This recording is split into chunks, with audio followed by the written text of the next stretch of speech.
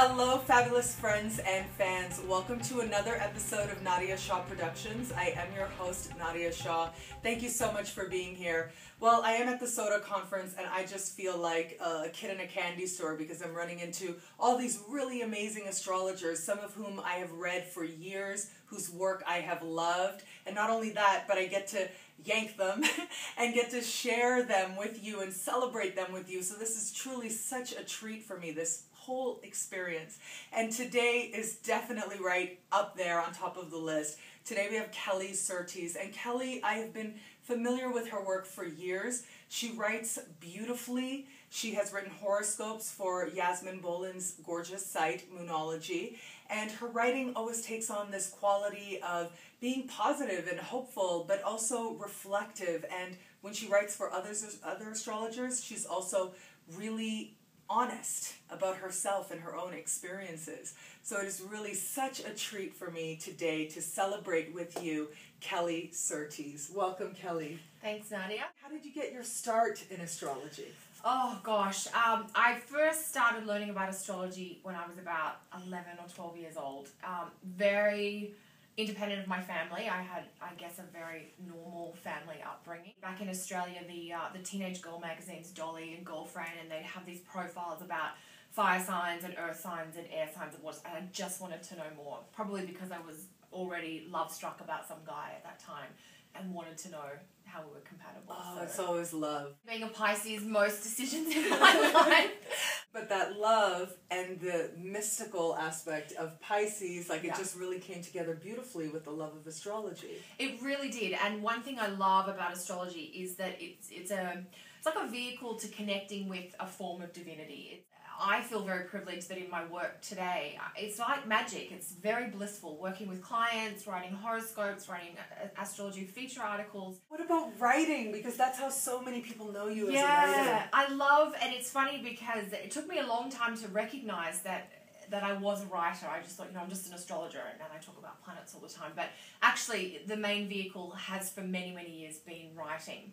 I've done writing that's non-astrological, but it's always got this, I guess, this Piscean sort of spiritual, meta perspective. You are here at SOTA teaching, and so what is that like? How do you feel about teaching? Her courses are always really popular, so. I love teaching, partly because I get to teach about things I'm really passionate about. And I've always believed that it doesn't matter what you do in life, if you do it with passion and that genuine, I love that I get to do this. People love that you love that. They love your passion. People are inspired not always by what you teach, but the way in which you teach. My new home here in just outside Toronto in Canada. We've claimed another. Yeah.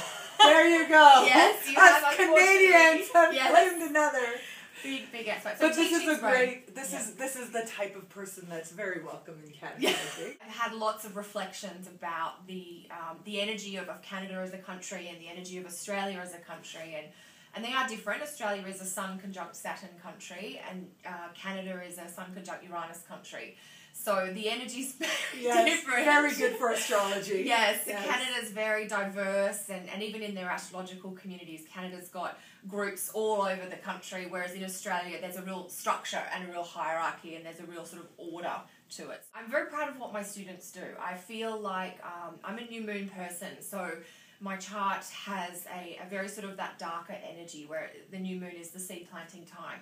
And I think what I'm most happy of with my astrology work is to be able to plant that seed of awareness or insight in a student that they then take and run with in their own way. Really inspiring to see how their legacy is the light of their work in the world, that a person can die and their information or their insight can go on and be immortal. Exactly. And I think, as astrologers, we all participate in the immortality of astrology.